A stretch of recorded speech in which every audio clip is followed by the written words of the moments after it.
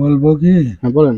আমি কালকে প্রসাদপুর থেকে বাড়ি চালছি, অসুস্থ শরীর, গাড়ি ঝাঁকে আমি গাও বেদনা ধরে গেছে। আমি ঘরের মধ্যে শুয়ে থাকি, প্রতিদিনই শুয়ে থাকি। আমার পরিবার আগে বাড়ায় গরু বাছুর দেখে তুলে গরু খাওয়ায়, আমি ঘরের মধ্যে শুয়ে থাকি।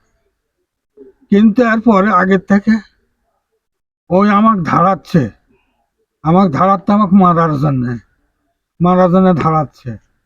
হ্যাঁ, খন্তি হাসিয়া কোবদা লিয়া আসে হরগম করে, এই জান্না এই গলি কুবায়া কেটে ফেলে।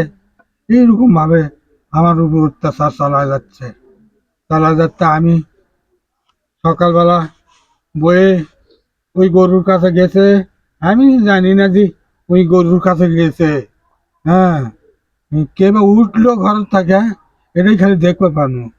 ওটা যায় গরু বার করেছে, আর অমনি সামনাসামনি। হ্যাঁ, ওই জানোয়ার জানোয়ার আছে আকটানে পৌঁছে গেছে।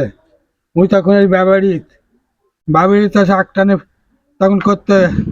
এখন তো কে রক্ষা করে, এখন তোর কে তোর কোন আঙ্গে তো রক্ষা করে।